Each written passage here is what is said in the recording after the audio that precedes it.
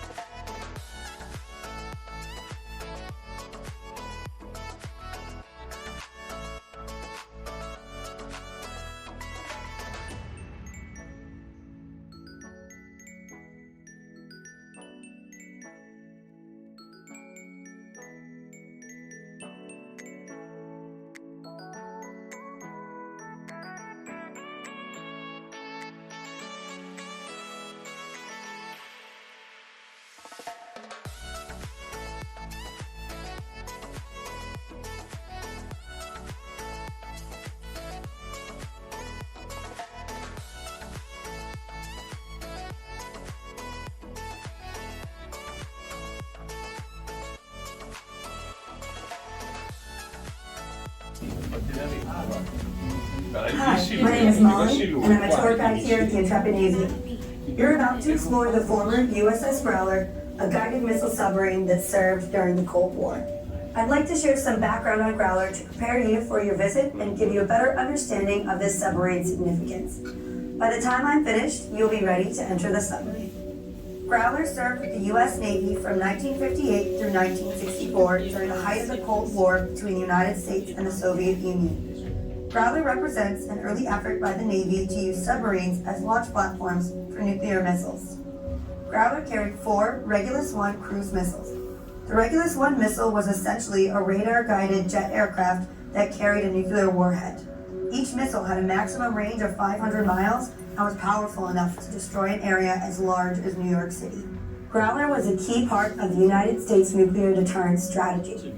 The United States believed that the threat of nuclear weapons lurking offshore would deter the Soviet Union from launching a strike against the United States. To accomplish this mission, Growler patrolled off the Soviet Union's Pacific coastline, staying hidden below the surface as much as possible. The crew stood ready for an order to fire the submarine's nuclear weapons at targets in the Soviet Union. To launch the missiles, Growler needed to be on the surface like it is right now. The missiles had to be unloaded and launched one by one. Growler's crew practiced launching the Regulus many times. Thankfully, they never received an order to launch an attack. Many crew members believed that if they launched a missile, they would be quickly discovered and destroyed by the enemy. They lived with this risk every day while on patrol. Growler's longest time on patrol was 72 days. 2 months at sea may not sound so difficult, but on a submarine, it's a different story.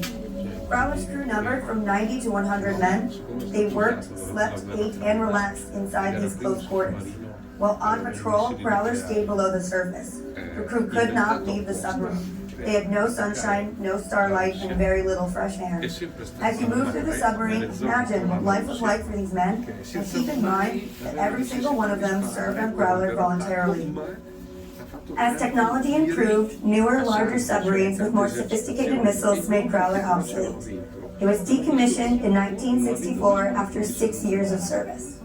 The Navy planned to use Growler as target practice for another submarine until it was rescued by the Intrepid Sea, Air, and Space Museum. In 1988, Congress turned control of Growler over to the museum, and it opened to the public a year later. Growler is now the only U.S. Navy missile submarine open to the public. It is remarkably intact from its Navy service and retains most of its original features. We ask for your help in preserving this historic vessel. Please do not touch anything inside the submarine and do not bring in food or drinks. You'll be entering momentarily. Staff inside the submarine will be happy to answer any questions you have. Feel free to take photos, but remember that there will be other groups coming in behind you. Thank you and welcome aboard.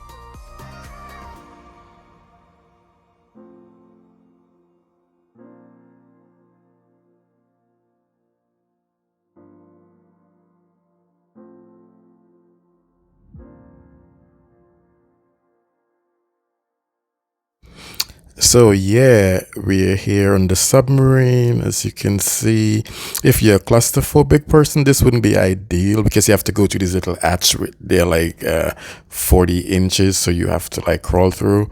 You know, we just have to always say thanks, like I said in the earlier video, to the veterans for the sacrifices and, you know, what they have gone through to save this country, you know, sleeping in this for so many days with no sunlight. I don't think I could actually do something like this. But yeah, so this is like you know, parts of the submarine engine room and sleeping quarters, etc. I must apologize for moving the camera this fast, but you only have a limited time here on the submarine, and there's a line. There's another I guess 25 people behind us, because they let you in. I think it's 25 per group, and the line is pretty long today. So yeah, continue to enjoy, and we'll chat soon.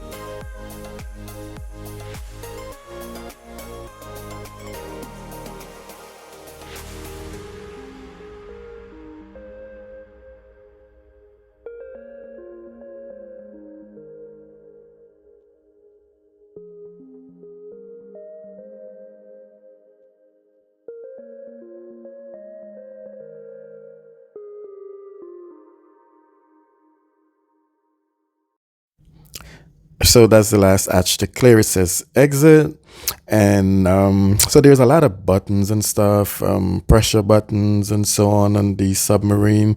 I'm guessing these guys that work these submarines, they are good mechanics and engineers, scientists. This is a lot, but I'm sure they were all designated their own particular area that they work on the submarine, because I don't think it would be fair for them to work in all different quarters. I'm just guessing here, because this is a lot to maneuver. Yeah.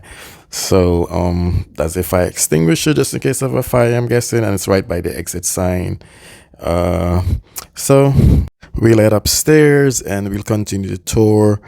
I'll take you guys as well through the city after I finish here in the Intrepid maneuvering room. Hope you guys are enjoying the video. So let me take you guys now outside and finish up. I'm sure the new submarine these days are more modernized. Um, they're much more equipments, I'm sure. I think this here is the torpedo or rocket that we saw earlier. It looks like it, so maybe this is where they probably store them. Maybe the torpedo room, if there's such a thing. Um, yeah. I noticed there were lots of sanitizers, and that's a good thing because hundreds of people come here on a daily basis. So to keep people safe in a congested city like New York City, that would be the best thing. So they are on point when they come to sanitizer, and yeah, I'll rate New York City 10 out of 10 for that. That was awesome. Okay, we'll go find our next location now. It's a beautiful day, guys. Look at this, the buildings in the background. It's kind of like I'm guessing a postcard at the dock kind of setting. Maybe it's just my imagination running wild, but blue skies, like you can ask for a better day in the fall, October in New York City. Like I'm sure no one would disagree with this. So anyways, I'm gonna take you guys now upstairs right here. I think this is the engine room, or I'm not too sure, but we're gonna go up there. The line is not that long. Then after this, we'll head over to that British Airways Concorde that we talked about earlier. Then I'll walk you guys around the city for a bit, and yeah, so continue to enjoy, guys.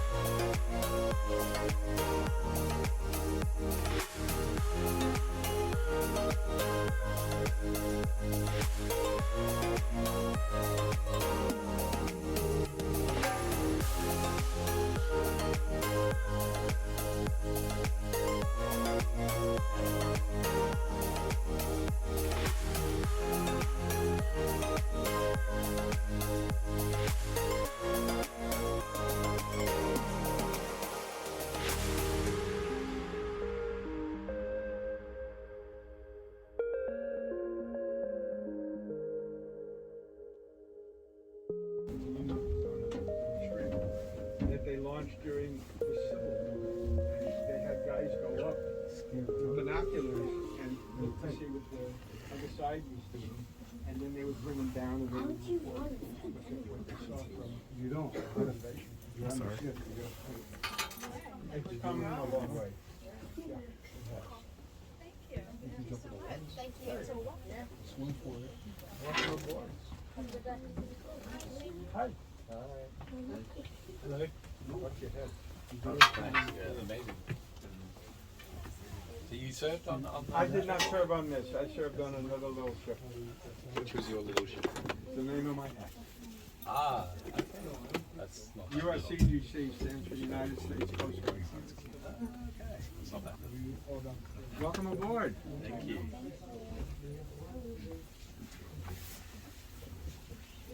All right.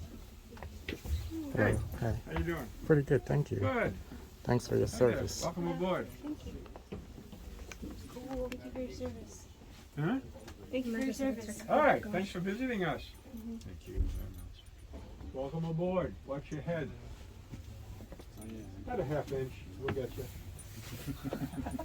Don't grow between now and then. Have you been on our submarine? No.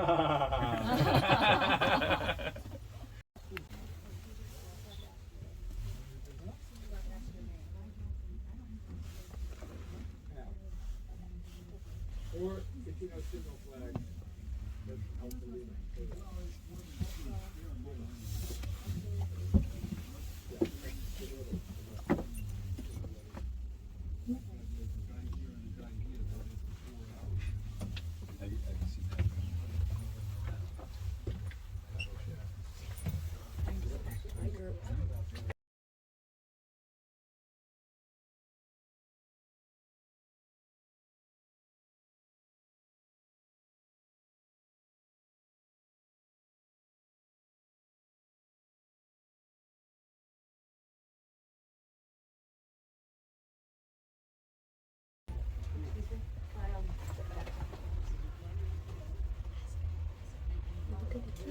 I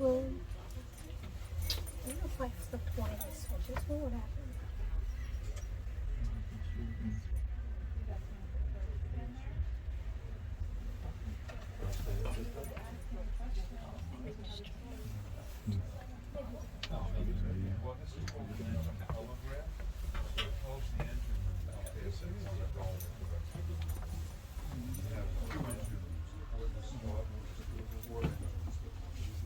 How many horsepower the ship has? You should know. You try to do the thing. 150,000 horsepower. Wow. I try to figure it out. That's a lot of horses. That's a lot of horses. What was its It's flank probably speed? like Its not top that speed was better than 40 miles an hour. But Call there's the a ghost good reason. David Jones. In order to have flight operations, Yeah, you needed the requires 35 miles an hour of wind across the flight deck. So and if it's not there naturally, the ship has to be able to create it. So it's capable of going that fast. But not all day, but for whatever time it needed to do it, to have safe recovery and launches. And this was powered by what? By That's steam turbines. steam turbine. Amazing. And you served on I was on it. Wow. Amazing. Those are the Naval Air Force. There's two navies with an aircraft carrier. The regular Navy you were Air and Force? the Naval Air Force. It's different than the regular. So you flew?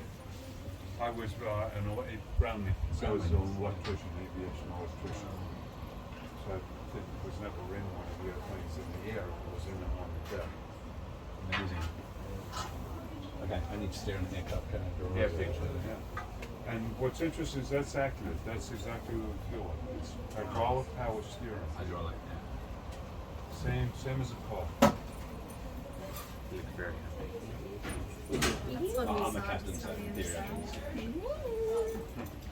Captain, I never Yeah, touched exactly. But I like steering. Yeah, not when that is. You don't want to be in control. I think there's an opportunity there. But maybe it'll be another one.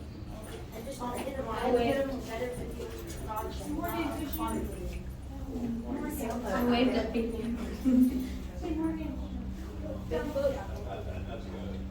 What is that? I think it's a big sailboat. A old people sailboat. What? Old people sailboat.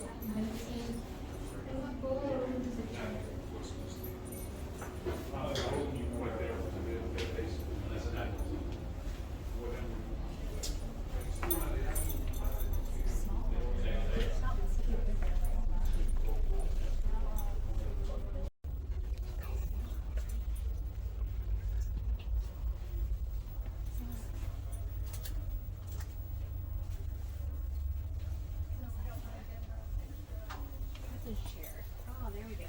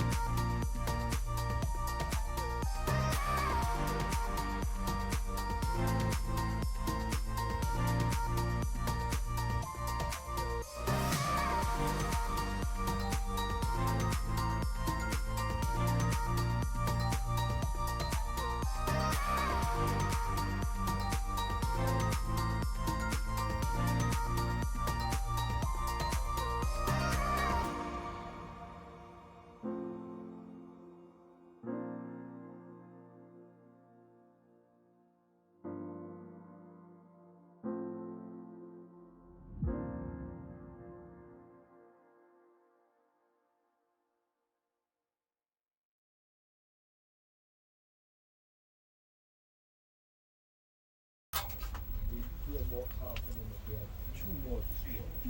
If we had 5 more of this aircraft. And why? And then the admiral usually will just go, if you feel more comfortable with this going in harm's way, absolutely. But that's what the chief of staff does. Okay, absolutely. Anybody have any questions? Yeah, so What? we have a project. Go ahead. We're good. So Okay. we just have to ask like questions about our project. Yeah, go ahead. Just watch your back. Yeah. So that's a sign right there. So here, are you? So like, what did aircraft carriers like anything else like obsolete when they get out? Did make anything? No, actually aircraft carriers were designed specifically for aircraft.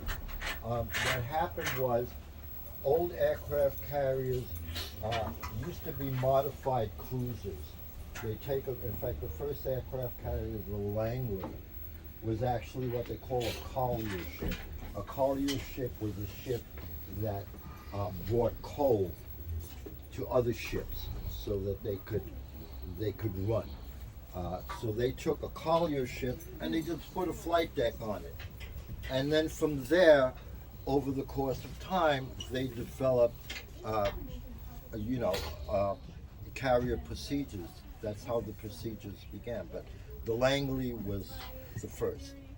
And then as they moved along through history, they got better. They got longer, they got wider. And then they started specifically being built as aircraft carriers. In the beginning, an aircraft carrier was just a modified cruiser to accommodate aircraft. Nowadays, they're specifically built for that purpose, to carry aircraft to wherever they're needed worldwide. Any other questions? Cameron? No. Sure. Alright. Okay, so an aircraft carrier like this, during the Second